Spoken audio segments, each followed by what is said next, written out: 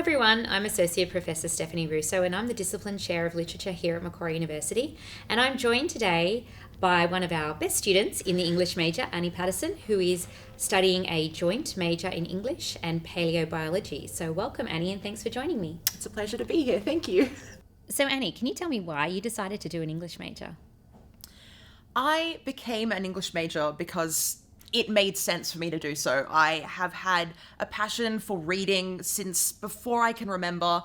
And when I was moving through primary school and through high school, I was always really engaged with what I was learning about the books that I was reading. And then later on, the poetry that I was reading and the plays that I was reading and then the films that I was watching.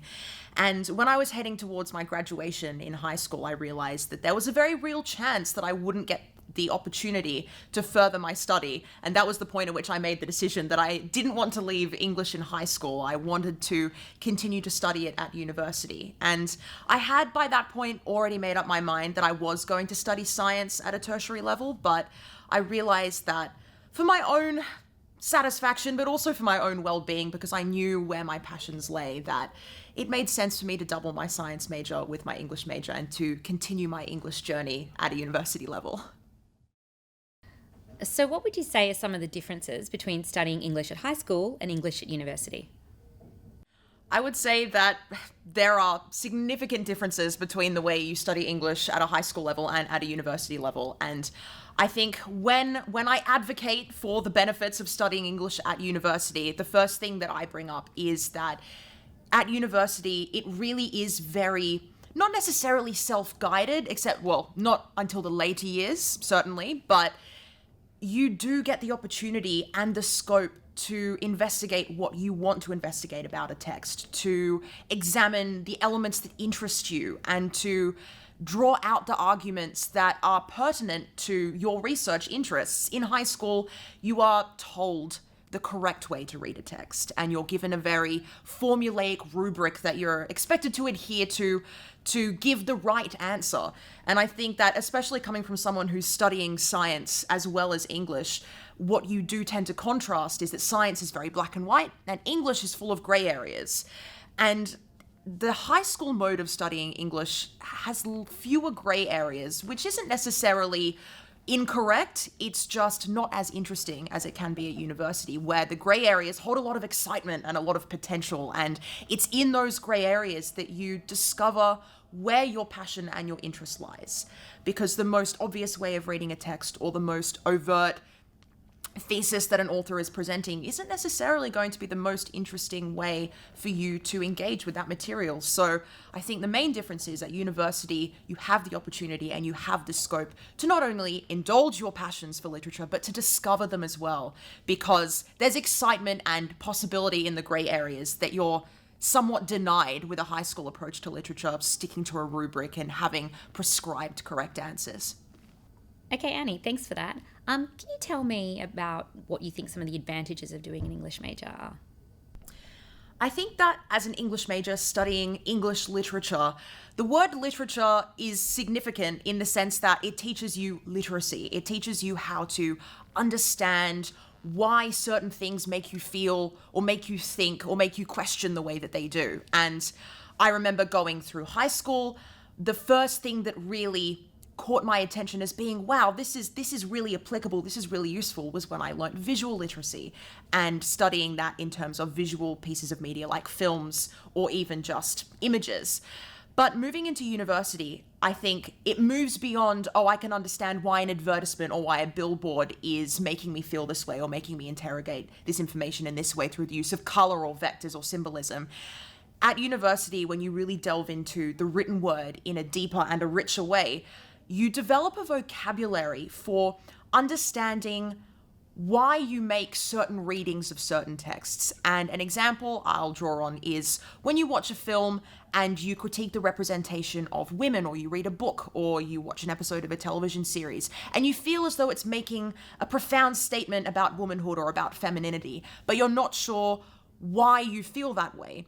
At university, well, one of the classes that I did recently was about critical approaches to literature, and learning about feminist theory and gender theory gives you a vocabulary to understand why certain pieces of media and why certain texts affect you in some way, more so than just being able to glance at it and to understand the surface level techniques. It's thematic interest and philosophy that you touch on when you study English at university. It's not just, oh, here's how to write an essay and here's how to analyze a text, but like I said, the vocabulary that you develop studying English and studying literature critically, you can then extrapolate on and take into other areas of your life. And I think it makes it more enjoyable to engage with pieces of media and to engage with texts when you have that vocabulary developed from a study of English. It not only can you enjoy them purely because they're enjoyable, but you can understand why they hold the value that they hold, and perhaps even why they are enjoyable. So you're studying a double major with English and science, paleobiology. How would you say that being an English major has helped you to be a better science student? It's interesting that you should ask that, actually, because when I tell people about what I'm studying at university and I go, yeah, I'm doing a Bachelor of Arts and I'm majoring in English literature, but I'm also doing a Bachelor of Science and I'm majoring in paleobiology, the first comment that I always get is, wow, those are pretty different. And it's correct. It's on face value, it's quite difficult to find an overlap between a scientific discipline that's dealing in prehistoric life and a discipline about literature and literacy in visual and written modes. They don't really seem to have many points of junction. However, having studied them, I have felt that there have been some skills that have transferred from one major to the other, and that is both directions. But I have to say that I have found the most benefit in the transference of skills from my English major to my science major. And those skills are twofold. Firstly, what you learn in an English major, studying literature, is how to develop an opinion.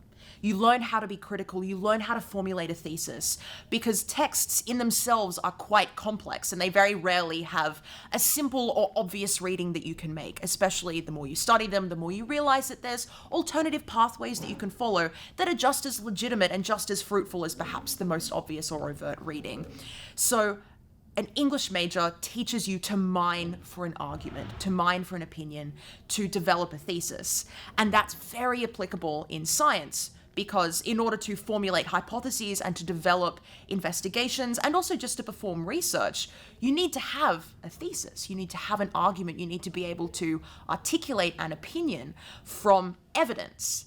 And an approach based on an English study teaches you how to formulate an opinion based on evidence, especially grey area evidence, like I mentioned before, which is also apparent in science. It's not exclusively black and white. The other reason why I believe that studying English has made me a better science student is that what you learn in English is not just to formulate an argument or a thesis, but is how to sustain that argument in written form. And even though there are distinctions between, say, your stock standard English essay and your stock standard scientific report, you do not only write science reports in science. There are also such things as science essays. And I have a very, what I call it fond, perhaps I would call it fond, memory of studying an ecology unit earlier in my degree, where we did have an assignment that was a science essay, which didn't have the prescriptive structure of a scientific report. And it came to light in that assignment that a lot of the students in the class had never been taught how to sustain an argument without a prescriptive sectional structure that a scientific report had. So not only, to recap, not only has my study of English literature taught me how to formulate ideas, but it has taught me how to extensively write about those ideas in a way that develops the thesis, but also draws critically on the evidence that I'm dealing with. And that, I believe, is an essential interdisciplinary skill, how to be critical and then how to articulate what you have understood from your critique of something. Thanks so much, Annie, for joining me today to talk about the English major. It has been wonderful to be here. Thank you.